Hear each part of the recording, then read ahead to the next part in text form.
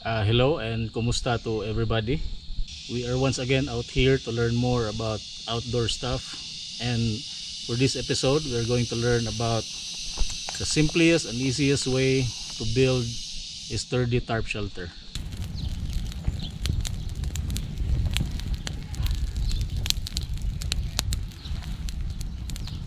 So frankly speaking, there are many ways how to build a sturdy and solid tarp shelter, but for this one we are going to make a simplified version of it. From out of the 12 to 13 nuts, we are going to condense everything into like maybe 4 or 5 nuts, and by using only those 5 nuts you can already build a solid tarp shelter. So to start with, we're going to need a paracord or any type of utility rope you have at camp. This one is a maybe about 5 to 7 millimeter rope, and the length of this one is approximately 10 or 12 meters, I guess so. And we are also going to need 10 pegs or stakes. If you have 4 or 6, the more you have the better.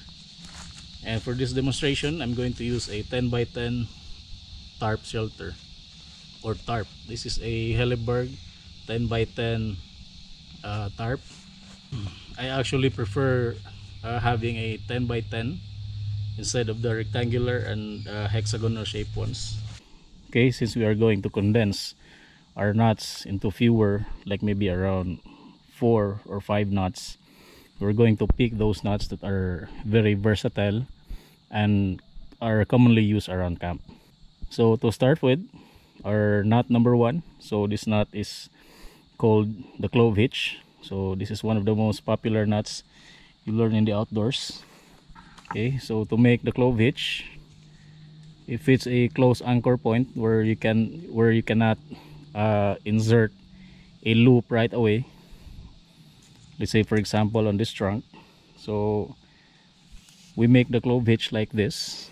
Okay, so go around your anchor point, okay, and you make an X like this one. Okay, if you see that X, go around one more time. Okay, and also make sure that the second line is on top of the first line. Okay, right after you see that X crossing right there, so you pick your working end and insert this line underneath these two crossing lines right here. So underneath and passing through. Okay, and as simple as that, you have created your clove hitch. Okay, so that's our first knot. And just to add more security, you can put here a simple overhand knot.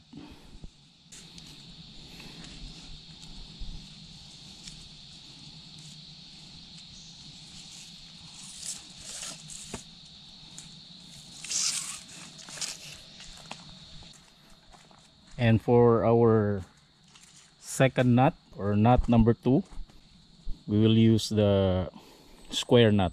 Okay, a square knot is used for connecting two lines or two ropes of the same diameter. Okay, and it is also very versatile and commonly used at camp. To make the square knot is super easy. So it's right over left, then you twist, and then left over right, then you twist. After you cinch that down, it should look like this.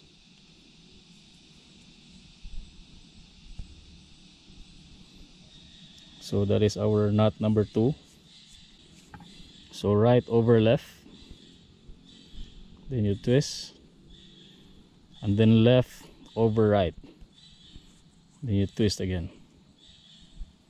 Okay, these two lines should be next to each other, also with the other side. Okay, so that's two opposing lines in parallel with each other. And for knot number 3, we are now going to establish our ridge line. And a ridge line, by the way, it acts as a main support or an added spine for your tarp shelter. Okay, you can make a tarp shelter without having a ridge line, but having a ridge line would be an advantage. Okay, it will act as an additional support in case of wind or falling debris or objects on top of your shelter. Okay, so again, starting with our first knot, which is the clove hitch. So you just make an X, then put your working end underneath those two lines, then add that security knot. Okay, and let's just raise this somewhere higher. Approximately a good tarp shelter should be somewhere around your chest level. Okay, so this is our tensioning knot right here. So knot number, let's just say knot number 3. This is what we call as the tracker's hitch knot. So it's a tensioning knot and a good sturdy solid knot for tensioning a line or a ridge line. Okay, again, there are lots of knots you can use rather than the tracker's hitch, but then again, since we condense it down to 5 fewer knots, then we must make use of the most versatile and most commonly used knots in the outdoors. Okay, in this case, it's a tracker's hitch. Okay, to make our tracker's hitch, first you make a slip knot, for the lack of better term. Okay, to make a slip knot, so you just make an overhand loop. Okay, overhand loop, and then pick the line that's going towards your second anchor point or your working end, insert it through that loop. Okay, and when you start pulling on it, it's going to create a slip knot like this one. So we have here a slip knot. Then on your working end, you go around your second anchor point, which is in this case this very large tree.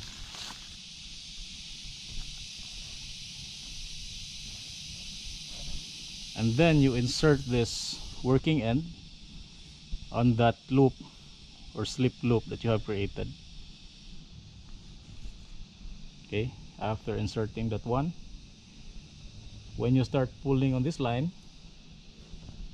it's going to create a mechanical advantage. Okay, so you now have a 3:1 mechanical advantage. Okay, that's 1, 2, 3. So by pulling on this line, so that's 3 times the amount of force that you are using to pull this line. Okay, so you now have a very solid and extremely tensioned line right here. Okay, and to secure this one, just pinch this line and lock it with another overhand and just create a bite and tie an overhand here. This is also called a half hitch. Okay, now this line is now secured, and now we go for our 4th knot, which is the prusik knot. Okay, so to make a prusik cord, we are going to need a smaller diameter of rope like this one. But if you have already noticed, I have here a pre-made prusik knot already. Okay, so what a prusik does is you can move this anywhere on the line like so, but once you apply tension to it, okay, it's going to hold on that line. Okay, this knot is commonly used by traditional climbers in the past. So before climbing hardwares have evolved, so they have been using prusik to climb and to descend down a line. Okay, and for this one, for this application, we're going to use it on our tarp shelter. To make a prusik is just quite easy. So we make use of the square knot we learned from the previous knots. Okay, again, so how do you make the square knot? That's right over left, then left over right.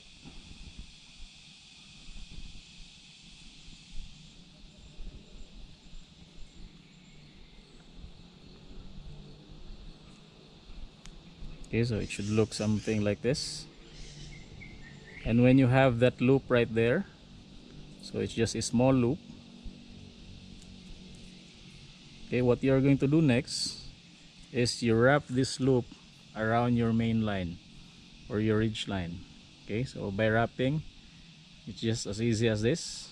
So you place your loop on top of the line, and then you wrap it onto that same loop. So that's 1, 2, and then 3. So 3 would be enough for this application. And your prusik should look like this. So this is how it looks on the back side.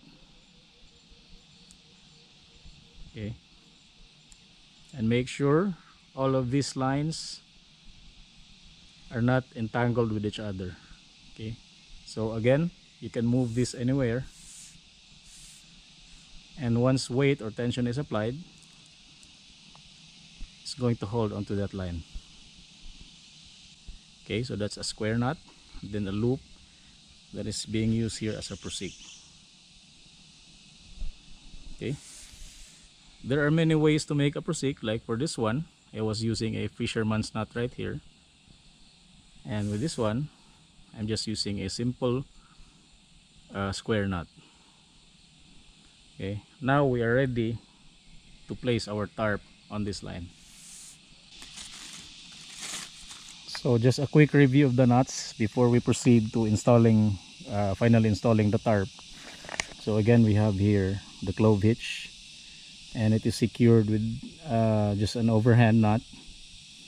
Okay, and going here, we have here the prusik knot or loop.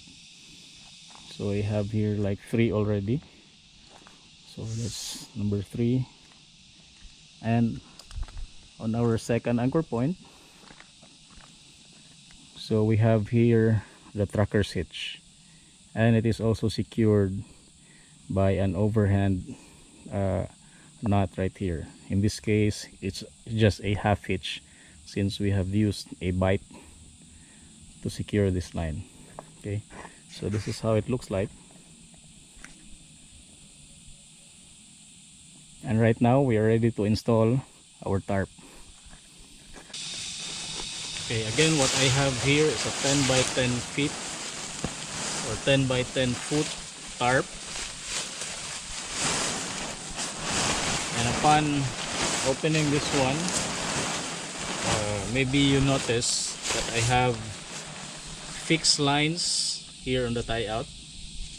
I actually intended this one, so if in case I want to deploy my tarp faster, I have all the lines here ready on each of the tie out points. Okay, so to start with, so you just find the center line of your tarp. Okay, here. Okay, now that I have my first and second center line, I'm going to attach these loops.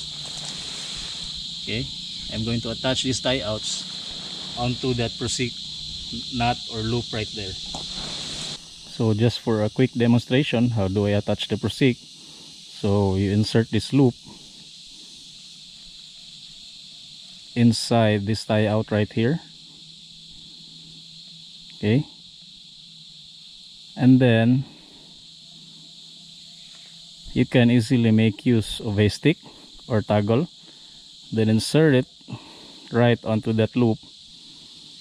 Then you can leave that tie out hanging just like so. Okay, so that's how it looks like.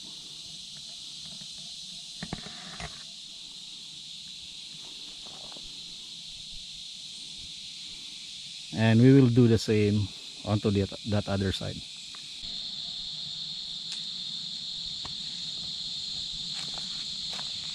Okay, now that I have both of my lines or two opposing tie-outs attached to that prusik, I'm going to stretch this part going that way and this one going on the right side, so it can open up my tarp a little bit more.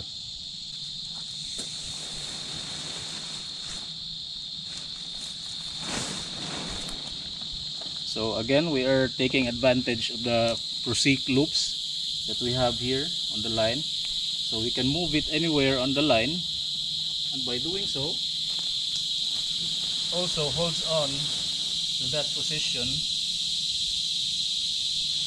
when weight or tension is already being applied. And I have here the center prusik, so we can do a lot of things for this one. When it's not raining at camp, so there's not much rain or water pouring, what I actually like to do is to place this tarp on top of the ridge line,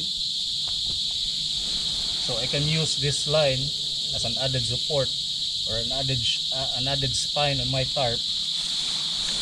And I can also utilize this line to hang all of my other stuff, like a camping lantern or drying up my clothes or anything that you want to be under your tarp. Okay?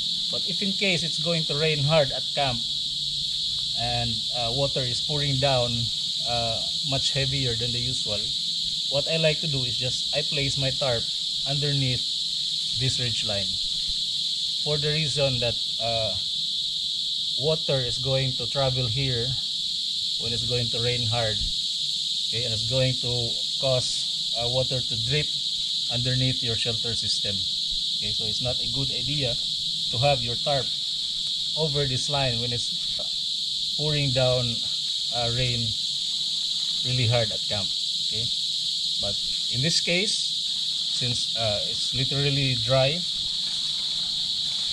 so I'm going to place this on top of the ridge line, again for the reason that I can use this line for other stuff I have with me.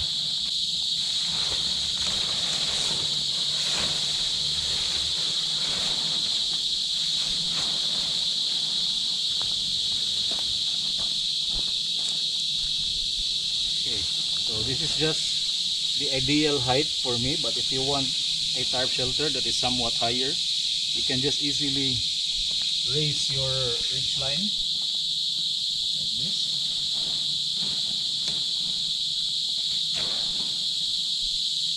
And also, if you've noticed, as I was raising the ridge line, it started to lose tension because the trunk of the trees is actually going quite smaller as you go higher. So I'm just going to adjust the tucker hitch. Now that we are done with our ridge line and we have finally pitched our tarp, I'm going to use the stakes or the pegs, and I'm going to stake down the tie-out points of my tarp. So starting on the back,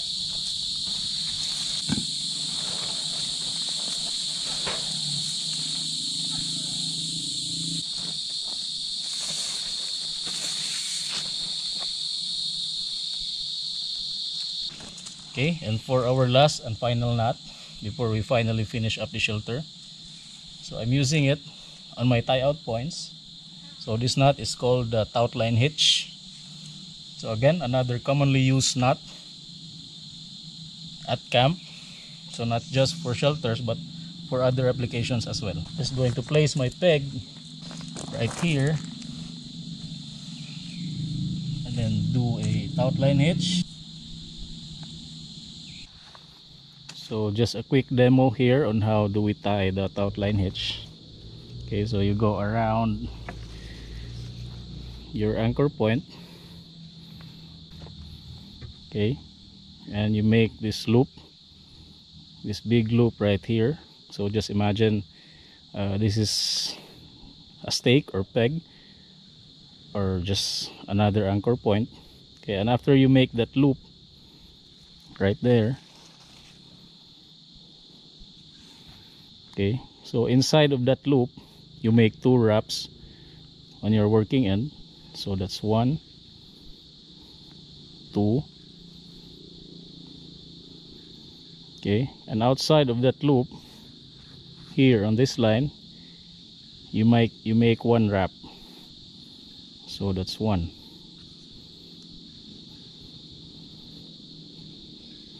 Okay, and as simple as that, you now have a tensioning line that you can adjust. Okay, you can move this to create tension, and you can move this back towards your anchor point if you want to lose tension. So loose, tighten, loose, tighten. So the application for the outline hitch is just super easy. So it's a type of tensioning nut or hitch that you can use to adjust a line if you want it a little bit slacker or tighter. Okay, so I can move this like so. I can move this nut towards my stake, and it's going to loosen up the tension on this line. If I want to tighten this up, I can just adjust this hitch, and it will start to create tension on this line. Okay, so with just as simple as 4 or 5 nuts that we now know, I have finally created a sturdy and stable A-frame type of tarp shelter. So this is how it looks like.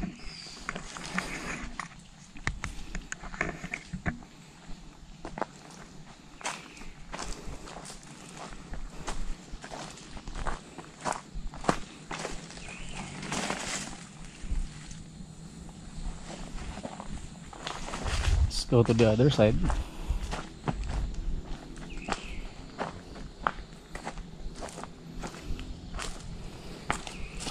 And this is how it looks like on the inside. So we have here plenty of space. So I'll just get in so you can see. Okay. Here I can just place a ground sheet or an inflatable mat, and I can rest here for the rest of the night. Okay, and I am protected from the wind or rain that's going to pour down at camp. Okay, and if in case I want more air coming from the side of this tarp, so let's just say we want more air going inside of our shelter, especially during a high humidity season. Okay, again, if I want more air going inside of my shelter, so I just loosen this tension. Okay, as far as I can go. Then I can use a pole, bamboo, or maybe a hiking stick, and place it underneath this line. Okay, so let's just utilize the same nut right here, so we can also make use of the clove hitch to attach this line, to attach this pole onto our tarp.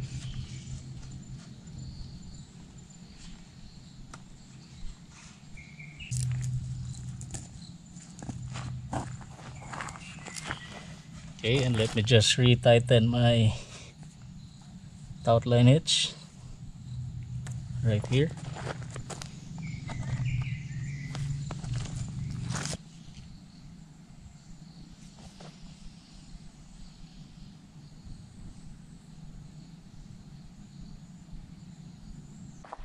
So as you can see, I now have a far more bigger room.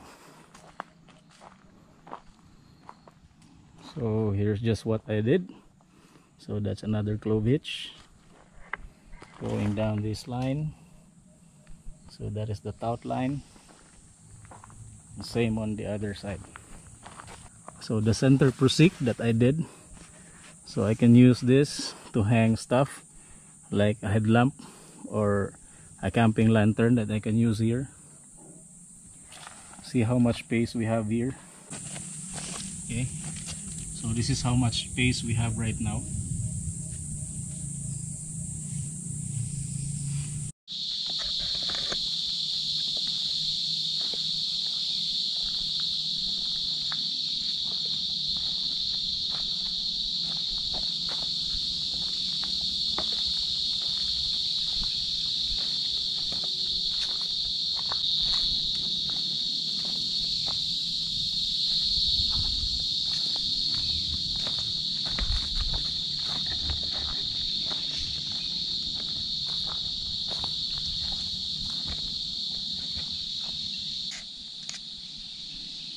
Now that we are done with our shelter, I just want to clarify with you guys that there are lots and lots of ways you can create something like this, or you can create a tarp shelter. You can use as many knots as you would like, but I just want to show you guys that simply by using minimal knots you can already build or create a solid shelter that you can use at camp. There will be disadvantages. So number one, the setup time, it will take much longer than using other nuts. So there are lots of nuts that you can apply, especially the quick release nuts, and there are also many ways that you can modify a tarp. Okay, again, this is just to show you that using only minimal or fewer types of nuts, you can already build this type of shelter.